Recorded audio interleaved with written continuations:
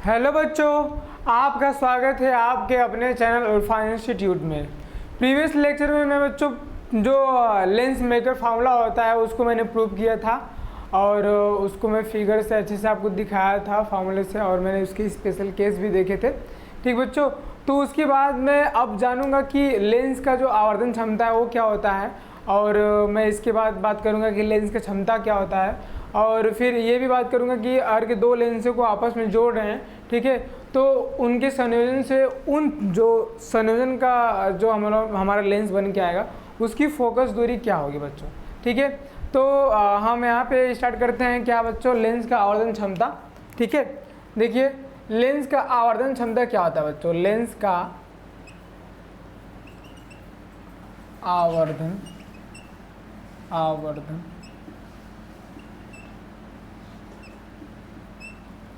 क्षमता।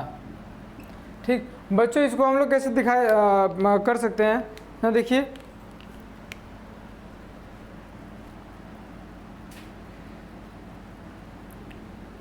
वस्तु के ना बच्चों, वस्तु के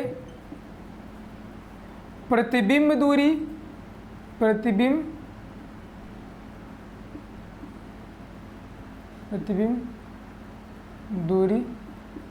तथा प्रतिबिंब दूरी को बच्चों लिख देना v तथा वस्तु दूरी u के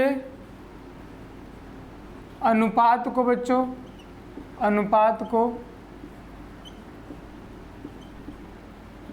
रेखीय आवर्धन कहते हैं बच्चों। रेखीय आवर्धन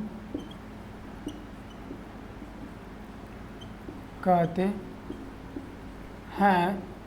ठीक, इसे बच्चों m से प्रदर्शित करते हैं, m से प्रदर्शित करते हैं। इतनी बात समझ आए बच्चों। जैसे हमने बोल दिया कि m इक्वल टू कितना बच्चों, v बाई यू। ठीक, इसके लिए आवर्धन क्षमता कितना होती है, m equal to v by u. जो हम लोग दर्पण पढ़े थे बच्चों, दर्पण में क्या पढ़े थे हम लोग, दर्पण में पढ़े थे कि जो इसकी रेखीय आवर्धन क्षमता होती है m equal to minus v by u होती है ना बच्चों, माइनस v बाई यू होती है। इतनी बात समझ आई। मतलब लेंस का आवर्धन क्षमता कितना होता है, m equal to v by u. दर्पण के लिए आवर्धन क्षमता क्या होती है, माइनस v बाई यू होती है ना। इसको नोट कर लीजिए। हाँ, तो इसका आवर्धन क्षमता का मीनिंग समझिए। ये बताता है ना, ये बताता है कि जो वस्तु हमारी है, जो वस्तु की हमारी साइज है, ठीक है, वो जब उसका प्रतिबिंब बना तो कितना गुना बना ना, मतलब उससे छोटा बना कि बड़ा बना। ठीक, ये बस गुना बताती है कि कितना गुना बना। ठीक, इस पर क्वेश्चन ले लीजिए ना। जैसे कि हम बोल दें कि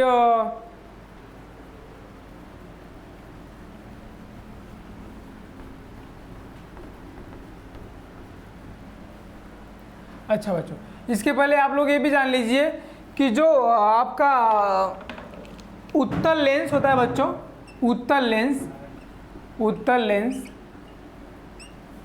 और अवतल लेंस बच्चों। ठीक, अच्छा बच्चों, फोकस दूरी के बारे में आप लोग बस इतना जानिएगा कि जब कोई भी पैरेलल लाइट ना बच्चों फोकस पे जाके मिलती है, तो जिस पॉइंट पे जाके मिलती है वो क्या कहलाता है बच्चों, मुख्य फोकस कहलाता है ना।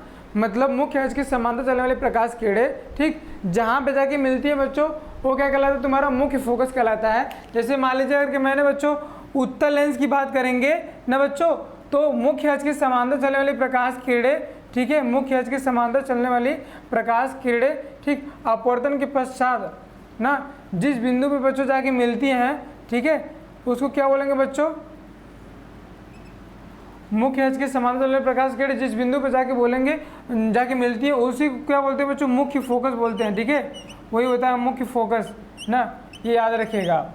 और देखो अवतल के लिए क्या बोल देंगे, वही बात ना, मुख्य अक्ष के समांतर चलने वाले प्रकाश किरणें, मुख्य अक्ष के समांतर चलने वाले प्रकाश किरणें बच्चों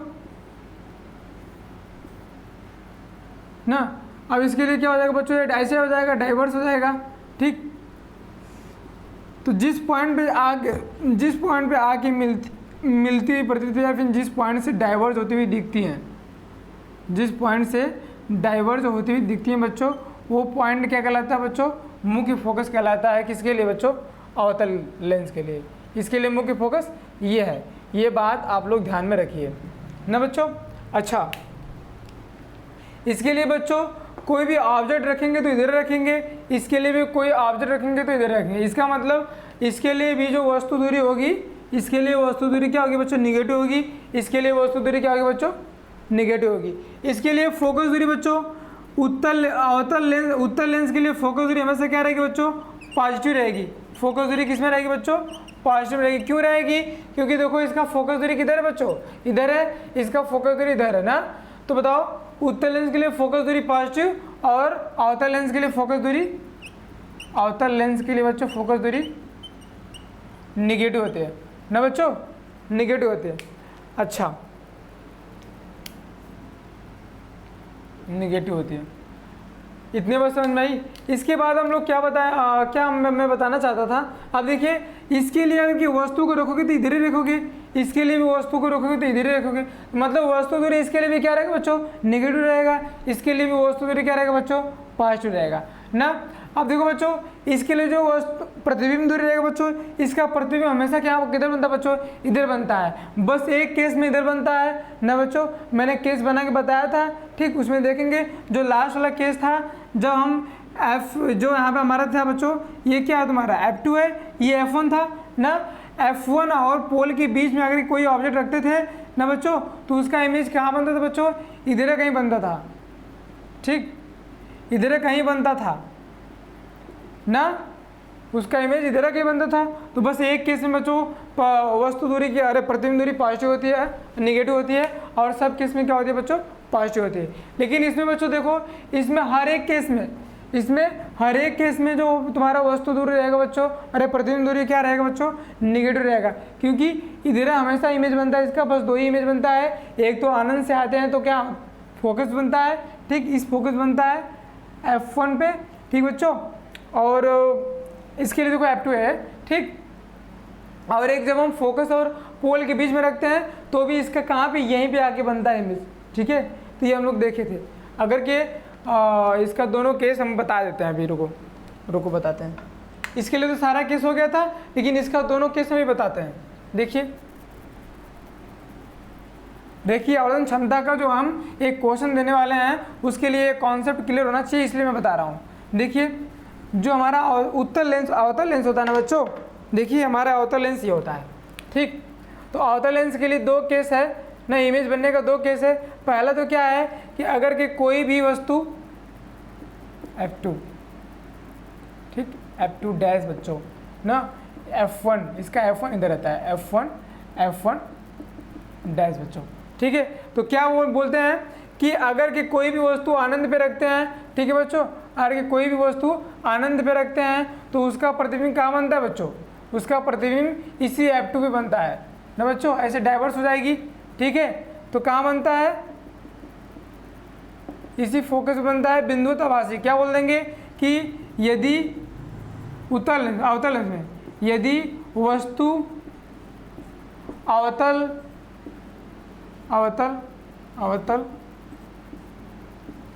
लेंस के बच्चों, अवतल लेंस के बाईं ओर अनंत पे रखी जाए, अनंत पर रखी जाए, तो उसका प्रतिबिंब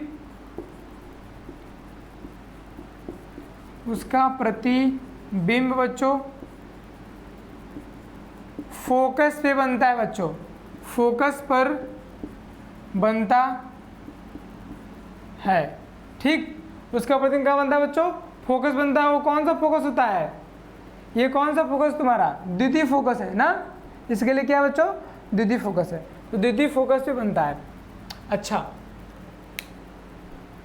इतना समझ। आप देखो इसका सेकंड केस क्या है बच्चों? इसका सेकंड केस है कि जब वस्तु को हम, ठीक है, F2 और आनंद के बीच में रखते हैं ना बच्चों, F2 और आनंद के बीच में रखते हैं कहीं भी। सेकंड केस क्या है बच्चों? कि जब हम वस्तु को ना अनंत से और F2 के बीच में कहीं भी रखते हैं तो उसका प्रतिबिंब कहाँ बनेगा, इसको नोट कर लीजिएगा ना। ठीक है, अब देखिए दूसरा वाला, इसमें क्या है कि जब वस्तु को ना बच्चों अनंत और F2 के बीच में, बच्चों अनंत और F2 के बीच में कहीं भी रखते हैं तो उसका इमेज कहाँ बनता है बच्चों, F2 और पोल के बीच में बनता है बच्चों, और आभासी बनता है ना। देखो ऐसे जाएगी, ठीक बच्चों, ऐसे डाइवर्स हो जाएगी तो कहाँ से होती है दिखेगी, फोकस होकर दिखेगी। एक लाइट को बच्चों मैं पास करा दूँ कहाँ से, वक्रता यहाँ से प्रकाशीय केंद्र से पास कराइए एक लाइट को बच्चों, प्रकाशीय केंद्र से पास करके सीधे निकल जाएगी ना बच्चों। तो एक लाइट ऐसे जाके आभासी मिलती प्रतिबिंब, ये दोनों लाइटें यहाँ पे मिल रही हैं ना, तो इनका प्रतिबिंब कहाँ बनेगा बच्चों, F2 और प्रकाशीय केंद्र के बीच में बनेगा, वस्तु से छोटा बनेगा और क्या बनेगा, आभासी बनेगा और सीधा बनेगा। ठीक बच्चों, इसको याद रखिएगा। इसका एक केस और होता है, हमने मतलब प्रीवियस लेक्चर में इसको भी बताया है, ये बस ये वाला केस नहीं बताए थे। ठीक, ये देखिए कि जब कोई भी वस्तु को हम, ठीक बच्चों, जब कोई भी वस्तु को हम फोकस पे रखते हैं, F2 पे रखते हैं ना, इसके लिए F2 क्या होता है बच्चों, मुख्य फोकस होता है, याद रखिएगा।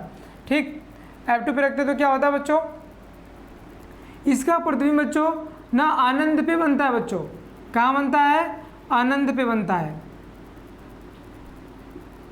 ठीक है, आनंद पे बनता है। यहाँ से एक लाइट से ऐसे पास करा दिए और फिर उसके बाद आप क्या कीजिए कि एक लाइट आप पास कराइए, प्रकाशिक केंद्र से पास कराते हैं। रुकिए,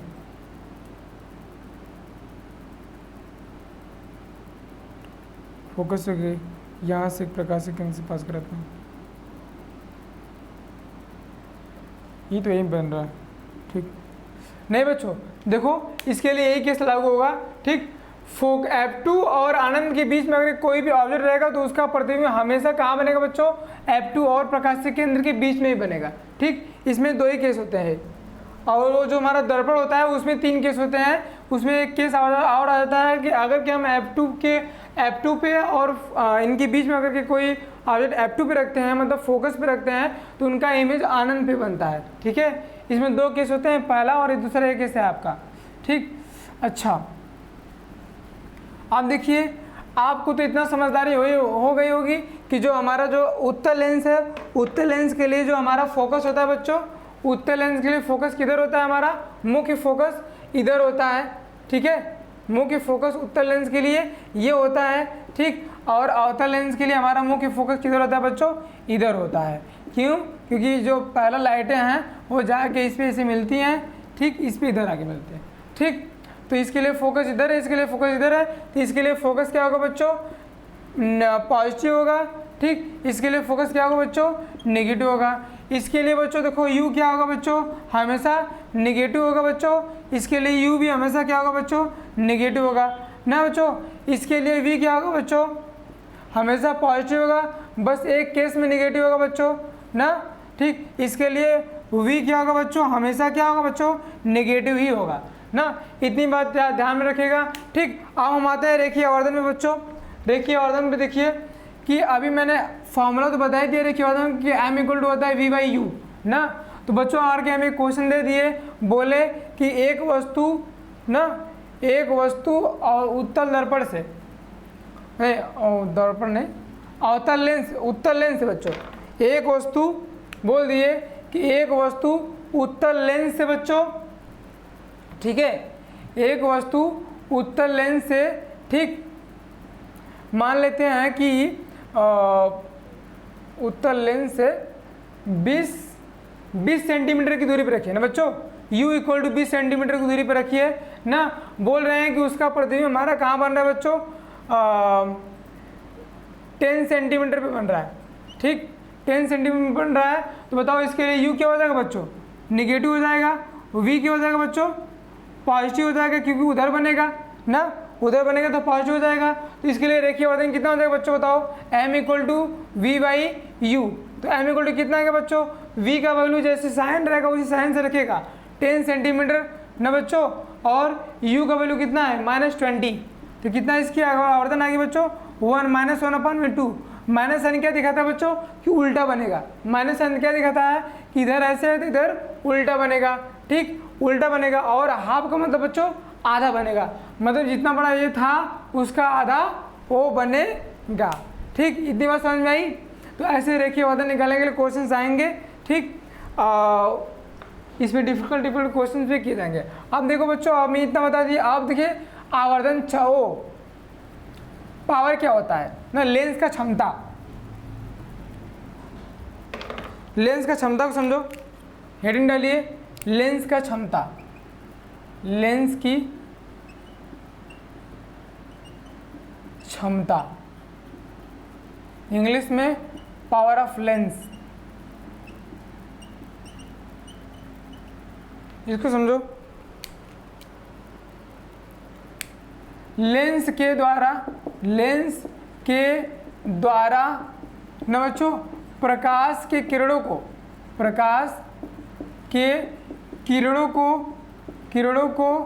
ना बच्चों किरणों को मोड़ने की क्षमता को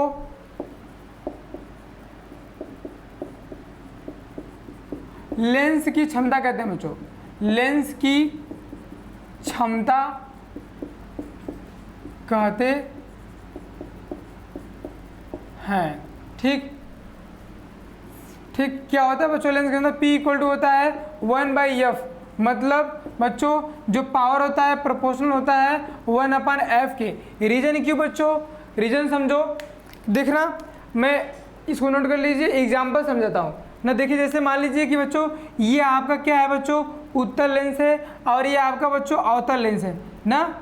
ये उत्तल लेंस है बच्चों, ये अवतल लेंस है। देखिए मैं क्या कह रहा हूँ कि अगर कि प्रकाश किरणें ना बच्चों, प्रकाश की किरणें देखो ऐसे आ रही हैं और ऐसे आ रही हैं, तो कहाँ पे जाके मिट करेंगे बच्चों, लगभग यहाँ पे आके मिट करेंगी, ठीक है, यहाँ पे आके मिट करेंगे बच्चों, ठीक। तो यहाँ देखिए बच्चों ऐसा लग रहा है कि लाइट आई, अब यहाँ पे तुरंत कन्वर्ज हो गई ना, लाइट आई ना बच्चों, लाइट आई कन्वर्ज हो गई, ठीक, लाइट आई कन्वर्ज हो गई ना बच्चों। यहाँ पे तो बिल्कुल यहीं पे तुम्हारा एफ मिल रहा है बच्चों, यही तुम्हारा एफ है ना। इसके लिए देखिए अगर कि हम ले लेंगे ना, तो दो पैरेलल लाइट पास करा रहे हैं, ऐसे ऐसे ऐसे ऐसे पास करा रहे हैं, तो ऐसे डाइवर्स होंगे बच्चों ना, ऐसे डाइवर्स होंगे, ठीक, ये ऐसे डाइवर्स होंगे, लेकिन मिलेगा कहाँ बच्चों, यहाँ पे कुछ मिल जाएगा, ठीक। तो ये तुरंत आके मिल रहे ना, ठीक। तो देखो ये एफ है तुम्हारा,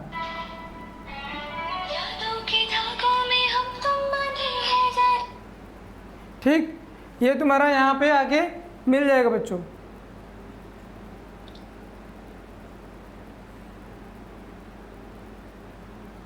ये तुम्हारा आके मिल गया, ठीक। देखिए तो देखिए ये कैसे बोला गया कि P इक्वल टू 1/f है, कैसे बोला गया कि P इक्वल टू 1/f। एक और फिगर में बनाता हूँ उसे, देखिए जैसे मान लीजिए कि मैंने ये बनाया, ठीक बच्चों,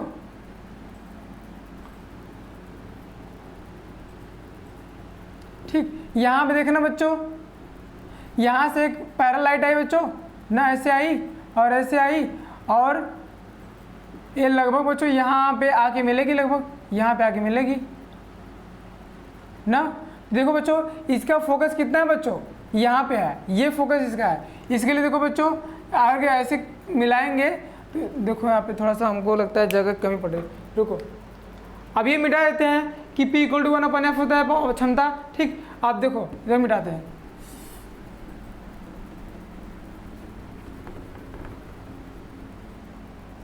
तो प्रकाश क्या है, हम लिखे थे क्या कि लेंस के प्रकाश को मोड़ने की क्षमता क्या कहलाती है बच्चों, पावर कहलाती है ना, लेंस की क्षमता कहलाती है, ठीक। तो देखो यहाँ पे देखो कोई भी लाइट आ रही है तो बहुत कम टाइम ले रहा है, तुरंत मुड़ जा रहा है, तुरंत मुड़ जा रहा है ना। लेकिन देखो अगर क्या हम ये बनाएंगे ऐसे, ठीक है, और यहाँ पे एक लाइट को लाएंगे बच्चों, ऐसे लाए और लाए ना, तो बच्चों लगभग ये कहाँ जाके, यहाँ जाके मिलेगी ना बच्चों, यहाँ जाके मिलेगी। देखिए बच्चों यहाँ का एफ कितना था, इतना छोटा सा, यहाँ का एफ कितना बच्चों, इतना बड़ा सा है ना, मतलब इस लाइट को मोड़ने में इतना टाइम लग गया, इसको मोड़ने में कुछ भी टाइम नहीं लगा, मतलब ऐप पे डिपेंड कर रहा है। अब जितना छोटा रहेगा ना, मतलब किसी भी लेंस का फोकस दूरी जितना छोटा रहेगा बच्चों ना, उसको प्रकाश को मोड़ने की क्षमता उतने ज़्यादा रहेगी। देखिए यहाँ पे प्रकाश को मोड़ने की क्षमता ज़्यादा है, यहाँ पे कम है। ठीक, तो इसलिए लिखा गया क्या बच्चों, P = 1/f। मतलब देखो बच्चों F जितना ज़्यादा रहेगा P उतना कम रहेगा, F जितना कम रहेगा P उतना ज़्यादा रहेगा। ठीक, लेंस की क्षमता से यही मतलब बच्चों, ठीक समझ लेना। अब देखो जैसे कि इसमें भी देख लो, ये अवतल लेंस में देखिए कि ये तो मैंने बताया था कि तुरंत यहाँ पे डाइवर्स हो गई, डाइवर्स होती हुई, ठीक है। तो यहाँ पे देखो कैसे होगा, जैसे मान लीजिए लाइट जा रही है, ठीक है, ये आपका क्या हो गया, मुख्य अक्ष हो गया। ठीक, अब देखो ये ऐसे गया ना बच्चों, ऐसे गया, मतलब ऐसे गया। देखो बच्चों कहाँ मिलती हुई दिख रही है, ये लगभग इधर जाके कहीं मिलेगी ना बच्चों, इधर जाके कहीं मिलेगी ना, तो यहाँ पे आके मिल रही है। यहाँ पे देखो तुरंत मिल जा रही है, ये F है, लेकिन यहाँ पे देखो इतना जाके मिल रही है। मतलब इसको मोड़ने के लिए ये कम मोड़ रहा है, ये लाइट को कम मोड़ रही है, ये लाइट को ज़्यादा मोड़ दे रही है ना। मतलब इसके लिए क्या बच्चों, डाइवर्स कर रही है, इसके लिए क्या बच्चों, कन्वर्स कर रही है ना। तो ये भी बोलते हैं कि जो तुम्हारा उत्तल लेंस है उसको कन्वर्जिंग लेंस कहते हैं। ठीक है, ये हिंदी में बोलते हैं अभिसारी लेंस ना, ये भी जान लेना तुम लोग बच्चों। देखो जो तुम्हारा उत्तल लेंस होता है ना, उत्तल लेंस होता है उसको बच्चों हम लोग कन्वर्जिंग लेंस भी कहते हैं। क्या बोलते हैं, कन्वर्जिंग लेंस भी कहते हैं बच्चों। ठीक है, मतलब हिंदी में क्या बोलते हैं बच्चों, अभिसारी लेंस, अभिसारी लेंस भी बोलते हैं। ठीक बच्चों, अवतल लेंस को क्या बोलते हैं बच्चों, देखो यहाँ से देख रहे हैं ना, डाइवर्स हो रहा है, किसी एक पॉइंट से लाइट डाइवर्स हो रहा है, तो इसको क्या बोलते हैं, डाइवर्जिंग लेंस, हिंदी में अपसारी लेंस ना बच्चों। अवतल लेंस को क्या बोलते हैं बच्चों, अवतल लेंस को ये बोलते हैं क्या, इंग्लिश में डाइवर्जिंग लेंस, और हिंदी में क्या बोलते हैं बच्चों, अपसारी लेंस, अपसारी लेंस। ठीक, तो क्षमता के बारे में समझ गए आप लोग बच्चों ना। तो क्षमता देखो बच्चों हमेशा इसके लिए जो होगा क्षमता ना, कभी कभी लोग बोलते हैं कि हमारे आँख में उत्तल लेंस लगा है, कोई बोलता है अवतल लेंस लगा है, तो जिसके आँख में उत्तल लेंस लगा होगा बच्चों बताओ उसकी क्षमता क्या होगी। उत्तल लेंस के लिए देखो ये फोकस इधर है, अवतल लेंस के लिए फोकस इधर है, तो इसके लिए फोकस क्या है, नेगेटिव है, इसके लिए फोकस क्या है, पॉजिटिव है। तो बताइए इसके लिए क्या हो जाएगा क्षमता, देखिए यहीं पे P = 1/f, इसके लिए अब क्या बच्चों, पॉजिटिव है, तो क्षमता क्या रहेगी, पॉजिटिव रहेगी हमेशा ना। उत्तल लेंस के लिए क्षमता क्या रहेगी बच्चों, पॉजिटिव रहेगी। अब देखो अवतल लेंस के लिए क्या हो जाएगा बच्चों, इसके लिए देखो F बच्चों इधर है, F इधर है, इसका मतलब F किस में रहेगा बच्चों, नेगेटिव साइन में रहेगा। क्यों, क्योंकि जिधर से लाइट आ रही है उधर की तरफ है। तो P = बच्चों 1/f ना, F किस में बच्चों, नेगेटिव में है। देखो इसके लिए क्षमता भी किस में आ जाएगी, नेगेटिव में आ जाएगी ना। मतलब उत्तल लेंस की क्षमता हमेशा क्या होती है बच्चों, पॉजिटिव होती है, और अवतल लेंस के लिए हमेशा क्या होती है, नेगेटिव होती है ना बच्चों। इसमें एक बात और याद रखिएगा हमेशा बच्चों, इसमें देखो जो बच्चे फोकस दूरी होती है, फोकस दूरी हमेशा मीटर में मापी जाती है। किसमें, फोकस दूरी हमेशा ना बच्चों, हमेशा मीटर में मापी जाती है, मीटर में मापी जाती ना बच्चों, जाती है। ठीक, और जो बच्चों जो हमारा पावर होता है ना, क्षमता हमेशा डायोप्टर में मापा जाता है, क्षमता हमेशा डायोप्टर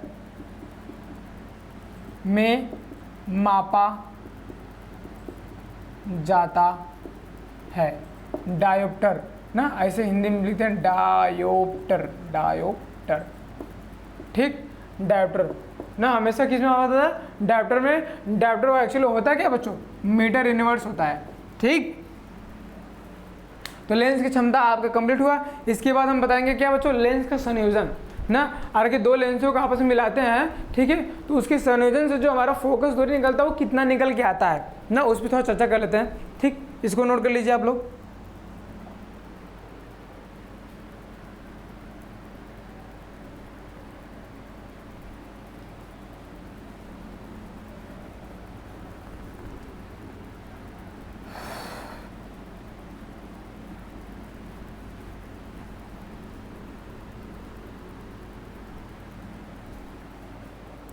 अब बच्चों देखो क्या पढ़ना है हमको, लेंस का संयोजन। देखो जैसे मान लो दो लेंस को मिला रहे हो आप ना, एक लेंस ये है बच्चों और एक लेंस ये है, इन दोनों को आपस में आपने मिलाया ना बच्चों, इन दोनों को आपने आपस में मिलाया। ठीक, मिलाने के बाद होता है क्या बच्चों, जैसे कि मान लीजिए कि आपने ठीक कोई ऑब्जेक्ट रखा है यहाँ पे ना बच्चे, ऑब्जेक्ट रखा है यहाँ पे, तो यहाँ से एक लाइट जाएगी। ठीक बच्चों, यहाँ से एक लाइट जाएगी, ठीक ऐसे जाएगी। तो इसको मान लेते हैं बच्चों कि ये तुम्हारा U है ना, U से लाइट गई बच्चों ना, U से लाइट गई और फिर तुम्हारा ये मान लो ये ऐसे चली आई यहाँ पे, U हो गया बच्चों, ये I हो गया ना, ये U हो गया और ये आपका I हो गया। लेकिन बच्चों ऐसा होता नहीं है, अगर दो लेंस को जोड़ दें ना, दो लेंस को जोड़ने के बाद यहाँ पे इमेज बन जाता है, लेकिन फिर से देखो बच्चों यहाँ से एक और रिफ्रैक्शन होता है। ठीक, यहाँ से एक और रिफ्रैक्शन होता है और ये लाइट बिल्कुल बच्चों ये ऐसे चली जाती है, ऐसे इस वाले लेंस से ऐसे चली जाती है। मतलब दूसरे वाले लेंस के लिए, पहले वाले लेंस के लिए तो इमेज यहाँ बना बच्चों, ठीक, दूसरे वाले लेंस के लिए क्या होता है कि यही इमेज कहाँ बन जाता है बच्चों, यहाँ बन जाता है आई डैश ना। तो इसके लिए तो ये U था बच्चों, इसके लिए हम क्या मान लेते हैं बच्चों, V डैश मान लेते हैं। ठीक है, इसके लिए क्या मान लेते हैं बच्चों, V डैश मान लेते हैं।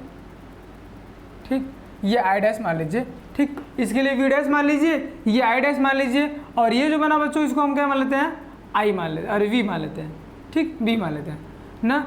अब बताइए बच्चों पहले वाले केस के लिए, पहले वाले केस के लिए जो आप लोग पढ़े थे बच्चों, क्या पढ़े थे, N2 अपान में V माइनस N1 अपान में U equal to N2 minus N1 upon में क्या पढ़े थे बच्चों, R पढ़े थे ना, ये याद है, N2 अपान में V माइनस N1 अपान में U इक्वल टू N2 अपान में N1।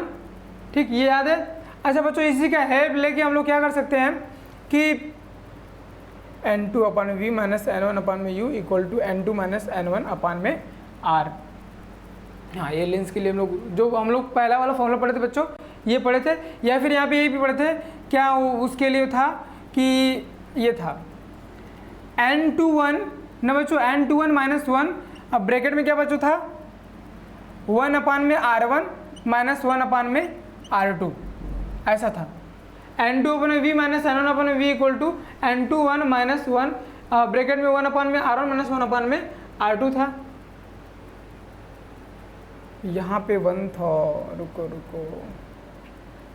1 था, ये 1 था, ये N2 था, ये आपका N1 था, ऐसा था। तो देखिए अगर के इसमें अगर कि इसके लिए क्या मानेंगे बच्चों, U मानेंगे, इसके लिए हम लोग V डैश मानेंगे ना, इसके लिए U है ये, इसके लिए V डैश ये है। तो बताओ V की जगह क्या हो जाएगा, V डैश हो जाएगा बच्चों ना, U की जगह क्या हो जाएगा 1 अपान में U हो जाएगा equal to N21 minus 1 bracket में N2, ठीक, N2 अपान में R माइनस N1 अपान में, सर रुकिए थोड़ा सा पॉज कीजिए।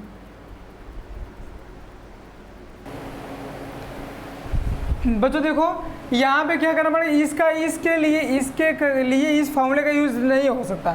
ठीक, ज़रूरत नहीं पड़ेगी इसके लिए, आप लोग पहले से रिजल्ट जानते हैं, पहले से क्या जानते हैं बच्चों कि 1 अपान में F इक्वल टू 1 अपान में V माइनस 1 अपान में U, आप लोग रिजल्ट जानते हैं, इसके पहले मैं बता चुका हूँ, उसी का यूज़ कर दीजिए। पहले केस के लिए देखो बच्चों वस्तु दूरी कितना बच्चों U है ना, प्रतिबिंब दूरी कितना है V है, तो साइन के साथ यूज कीजिएगा ना। देखिए 1 अपान में F ना बच्चों, 1 अपान में F इक्वल टू कितना, देखो पहले केस के लिए F1 मान लेना, इस वाले के लिए बात हो रहा है, तो इसके लिए आप F1 मान लीजिएगा। 1 अपान F1 इक्वल टू कितना हो जाएगा बच्चों, 1 अपान में F1 इक्वल टू कितना हो जाएगा 1 अपान में V माइनस 1 अपान में U, V की जगह कितना V डैश है, तो 1 अपान में V डैश बच्चों माइनस 1 अपान में U क्या बच्चों ये है, लेकिन साइन क्या है इसके बच्चों निगेटिव है। ठीक, तो उसके साथ ही लिखेंगे क्या, माइनस तो पहले से लगा हुआ है, तो 1 अपान में U हो जाएगा बच्चों। ठीक, तो 1 अपान F1 इक्वल टू 1 अपान में V डैश माइनस 1 अपान में U, ये आ गया बच्चों इक्वेशन नंबर 1। ठीक, दूसरे केस के लिए देखो बच्चों, दूसरे केस के लिए जो हमारा V डैश था बच्चों, दूसरे के लिए जो हमारा V डैश है ना, इस वाले लेंस के लिए जो दूसरा वाला लेंस है उसके लिए किसका काम कर रहा है बच्चों, प्रतिबिंब का काम कर रहा है प्रतिबिंब का काम कर रहा है तो कितना हो जाएगा बच्चों 1 में F2 इक्वल टू, ये F1 के लिए इसके फोकस के लिए, ठीक, इसके फोकस के लिए क्या हो जाएगा, ये तुम्हारा वस्तु दूरी काम करेगा, बल्कि इसके लिए क्या है प्रतिबिंब दूरी है, लेकिन इसके लिए किसका काम करेगा बच्चों, वस्तु दूरी काम करेगा। तो 1 में F इक्वल टू, ये 1 V की जगह बच्चों देखो 1 V रहेगा, क्योंकि इसके लिए क्या है V है, तो 1 में V माइनस 1 में U बच्चों, तो 1 में U का क्या हो जाएगा, देखिए 1 में U, यहाँ पे देखो बच्चों U क्या है, V डैश है, तो रख दीजिए 1 में V डैश। इक्वेशन नंबर 2 ऐसा करते हैं बच्चों, इक्वेशन नंबर 1 और इक्वेशन नंबर 2 को जोड़ दीजिए ना, समीकरण नंबर 1 और समीकरण नंबर 2 को जोड़ने पे, समीकरण नंबर 1 व समीकरण नंबर 2 को ना बच्चों जोड़ने पर क्या हो जाएगा बच्चों, समीकरण नंबर 1 और समीकरण नंबर 2 को जोड़ दीजिए, तो क्या हो जाएगा बच्चों 1 में F1 प्लस 1 में F2, ठीक, इक्वल टू कितना हो जाएगा बच्चों 1 में V डैश, 1 में V डैश माइनस 1 में U, ठीक, 1 में V डैश माइनस 1 में U प्लस बच्चों प्लस 1 में V माइनस 1 में V डैश ना। देखो क्या हो जाएगा बच्चों 1 में V डैश से 1 में V डैश कैंसिल हो जाएगा, बचेगा कितना बच्चों 1 में V माइनस 1 में U ना बच्चों। ये आ गया बच्चों इक्वेशन नंबर 3 ना, इसको मान लो बच्चों इक्वेशन नंबर स्टार ना, इक्वेशन नंबर स्टार और इक्वेशन नंबर 3 देखिए 1 में F इक्वल टू 1 में V माइनस 1 में U है ना बच्चों। इसके लिए देखिए 1 F1 प्लस 1 में F2 इक्वल टू V आया क्या 1 में V माइनस 1 में U, दोनों को इक्वेट कर दीजिए ना, क्या लिख देंगे कि समीकरण नंबर स्टार व समीकरण नंबर बच्चों 3 से, समीकरण नंबर 3 से क्या आ जाएगा बच्चों, समीकरण में स्टार और समीकरण में 3 से क्या आ जाएगा बच्चों 1 में F1 प्लस 1 में F2 इक्वल टू कितना है बच्चों 1 में F आ जाएगा।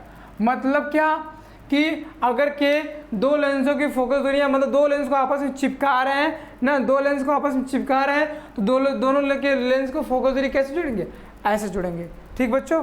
हाँ तो देखो इसके लिए nth रिजल्ट के लिए ना, इसको नोट कर लीजिए, अगर के बहुत सारे लेंस को आपस में जोड़ेंगे तो इसी प्रकार से सबके क्या हो जाएंगे, फोकस जुड़ जाएंगे, ठीक। देखिए इसको मिटा देते हैं, ठीक, जैसे मान लीजिए कि हमारे पास बहुत सारे लेंस को आपस में जोड़ रहे हैं ना, बहुत सारे लेंसों को आपस में जोड़ेंगे तो क्या हो जाएगा बच्चों, देखिए जैसे मान लो 5 लेंस को आपस में जोड़े ना, 5 लेंस आपस में जोड़ रहे हैं, को जोड़ने पर, ठीक, रिजल्टेंट फोकस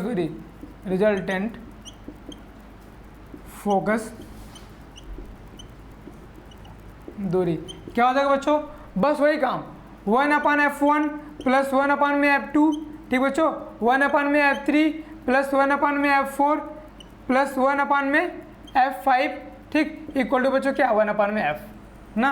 तो बहुत सारे लेंसों को जोड़ के भी आप ऐसा फॉर्मूला बना सकते हो, ठीक। जैसे इस पे एक एग्जांपल ले लेते हैं बच्चों ना, बोल देते हैं कि दो लेंस आपस में जुड़े जाते हैं ना बच्चों ना, एक उत्तल लेंस है और एक अवतल लेंस है ना। उत्तल लेंस की फोकस दूरी बच्चों क्या मान लेते हैं कि कितना है बच्चों, उत्तल लेंस की फोकस दूरी में क्या रहेगी बच्चों, किस में रहेगी, ऐसे रहती है, पैरेलल की लाइट आती है तो ऐसे कन्वर्ट हो जाती है, तो फोकस दूरी इधर रहता है तो क्या पॉजिटिव होता है, तो F इक्वल टू मान लेते हैं प्लस 10 सेंटीमीटर है, ठीक। अवतल लेंस के लिए F1 हो गया, अवतल लेंस के लिए F2 इक्वल टू बच्चों माइनस 15 सेंटीमीटर मान लेते हैं, माइनस 15 सेंटीमीटर ना। तो बताओ पूछा है तो बोल रहा है कि दो लेंस को आपस में जोड़े जाते हैं, एक आपका उत्तल लेंस है और दूसरा आपका अवतल लेंस है, दोनों का फोकस दूरी इतना है, तो बोला कि जो रिजल्टेंट फोकस होगा वो किस तरीके से कौन से लेंस की तरह बिहेव करेगा ना। देखो कैसे बिहेव करेगा, हम जोड़ के देख देते हैं, कितना जाएगा बच्चों 1 में F1 प्लस 1 में F2 इक्वल टू 1 में F ना बच्चों, कितना आ जाएगा 1 में F1 कितना बच्चों 1 में 10 है, ठीक, माइनस 1 में 15 है, तो कितना जाएगा बच्चों 15 और 10 का एलसीएम ले लीजिए 30 आ जाएगा, ठीक, और 10 3 जा 33 और माइनस 15 2 जा 32, 3 माइनस 2 कितना जाएगा 1 में 30, मतलब बच्चों 1 में F इक्वल टू कितना आ गया बच्चों 1 में 30 साइन आ गया, मतलब बच्चों F इक्वल टू कितना आ गया 30 आ गया प्लस में। इसका मतलब जो हमारा रिजल्टेंट आएगा, जो हमारा रिजल्टेंट लेंस का काम करेगा वो कैसा काम करेगा बच्चों, उत्तल लेंस की तरह काम करेगा। क्यों काम करेगा, क्योंकि फोकस दूरी पॉजिटिव में। ठीक, एक और क्वेश्चन लेते हैं। मतलब ये क्या है कि इसमें जो लेंस, जिस लेंस की फोकस दूरी कम रहेगी ना, जिस दो लेंस जोड़े रहे, जिस लेंस की फोकस दूरी कम होगी देखोगे रिजल्टेंट लेंस वही आएगा ना। देखिए जैसे मान लीजिए ये तो पहला क्वेश्चन था। दूसरे के क्वेश्चन में क्या कर रहे हैं कि एक मान लेते हैं कि उत्तल लेंस है, दूसरा अवतल लेंस है, दोनों का आपस में जोड़ रहे हैं। जो उत्तल लेंस है उसकी फोकस दूरी मान लेते हैं बच्चों 20 सेंटीमीटर है, ठीक है। और जो तुम्हारा अवतल लेंस है उसका फोकस दूरी मान लेते हैं 5 सेंटीमीटर बच्चों, 5 सेंटीमीटर है। ठीक, तो ये पॉजिटिव में रहेगा, नेगेटिव में रहेगा साइन में। ठीक, तो रिजल्टेंट फोकस क्या हो जाएगा बच्चों, 1/f equal to 1/f1 plus 1/f2। ठीक, तो 1/f1 कितना बच्चों 20 है, तो 1/20, ठीक, माइनस 1/5। इसको कैलकुलेट कर दीजिए तो 20 का एलसीएम आ जाएगा बच्चों। ठीक, तो 20 20 बन जाए 20 ना, 20 से कम 20 माइनस 5 चौक का 20 माइनस 4 ना बच्चों कितना आ गया -3/20। मतलब बच्चों f कितना आ जाएगा, f कितना आ जाएगा, f आपका आ जाएगा 20/3 माइनस 20/3 आ जाएगा। इसका मतलब बच्चों क्या है, इसकी साइन क्या है, नेगेटिव है। मतलब तब किस में काम करेगा, रिजल्टेंट जो तुम्हारा बनेगा वो किस में काम करेगा बच्चों, अवतल लेंस की तरह बिहेव करेगा। क्यों, क्योंकि इसका फोकस दूरी क्या आएगा, नेगेटिव आ गया।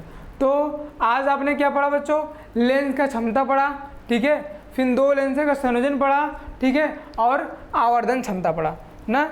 ये 3 चीज़ें आप पढ़े। इसके बाद अगली क्लास में हम आप लोगों को प्रिज्म बताएंगे, ठीक है।